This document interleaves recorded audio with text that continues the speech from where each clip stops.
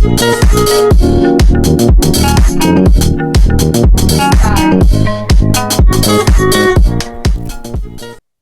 morning, this is JHS Weekly. I'm Samantha Walker. And I'm Lana Johnson.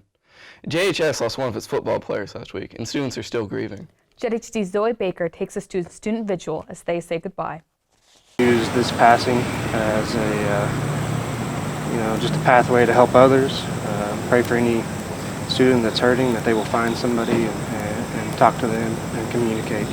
Molly Storms is the co-president of the Fellowship of Christian Students, and she helped organize a vigil for Kadin Roberts Day, who passed away just last week. And we felt like the school needed some peace and unity, and what better way to do that than to pray over the student body. Students gathered Monday at 8 a.m. at the flagpole. The goal was to help heal. We've been the people who don't have any idea that this is happening this morning. The idea is that hopefully we're able to bring them some peace and a sound mind today, even if they aren't really aware of it. Tony Miller is also a president of the group, and he says that it's important to think of others. Prayer to show the school that even in this time, there's still people here thinking about them and there for them. Miller hopes that Kadin would appreciate the gathering. I think at this time, a lot of people will be at least thankful that people are thinking about Kadin. Reporting for JHD, I'm Zoe Baker. Thanks, Zoe. Just like going to a concert, it costs money to park at the high school.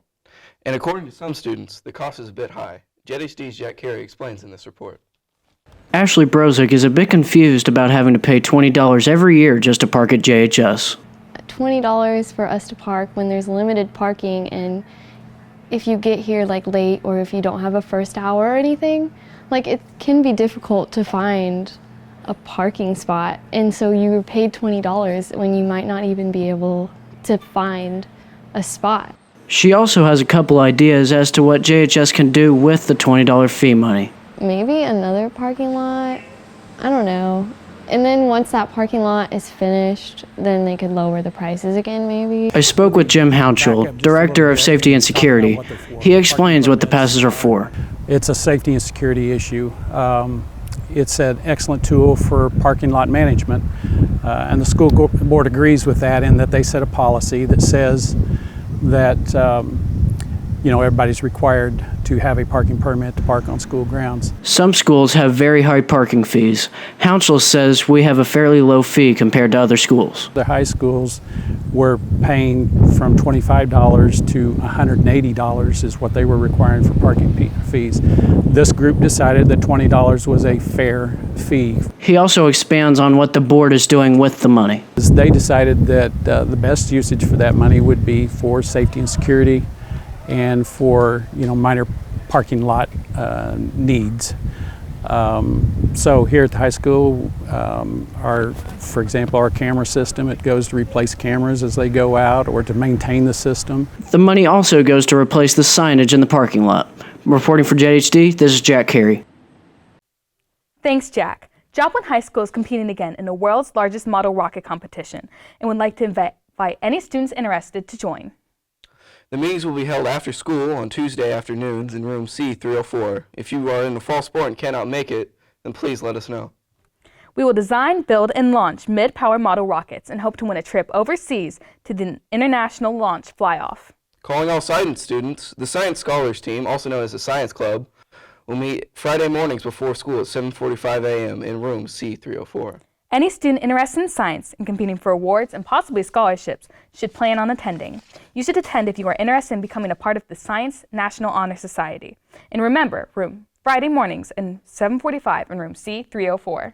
If you have ever wanted to try to tell a story with pictures in the form of comics or manga, then you might enjoy the JHS Cartoonist Club. Come and learn how to improve your storytelling and drawing skills and how to publish your own comics. New members interested in joining Cartoonist Club need to pick up an application from Mr. Wolf in room B201 or at Club Fest today and return it completed by Tuesday to be considered. Seniors who are interested in applying for tomorrow's leaders today may pick up an application in the Joplin High School Counselor's Office.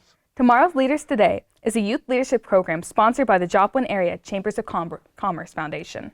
TLT brings students from area high schools together with business and community leaders to identify and discuss and discuss community issues, leadership, and career opportunities. Applications are due in the counselor's office by Monday, September 23rd. Peer Buddies is hosting a fundraiser that will keep you warm this winter. They are selling Joplin Eagles hats and scarves. They are $20 each and can be purchased online. Contact Julia McCain for more information. The deadline has been extended to September 19th. Is school stressing you out?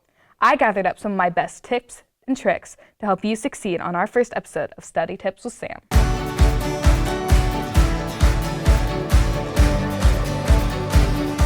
As a senior, I've had a long time to figure out what works for me when it comes to school and learning.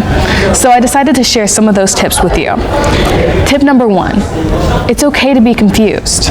This segment is going to be all about what to do when you don't know what's going on.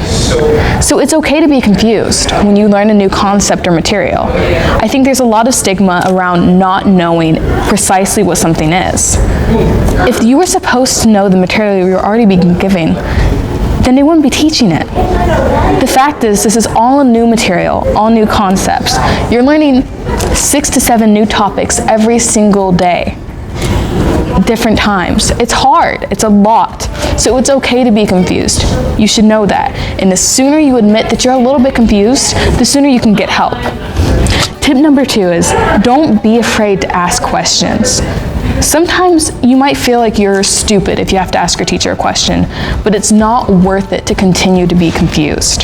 They don't care if you ask a question. I probably annoyed my poor chemistry teacher, Mr. Oster, last year so much because I asked him a question every 5 minutes.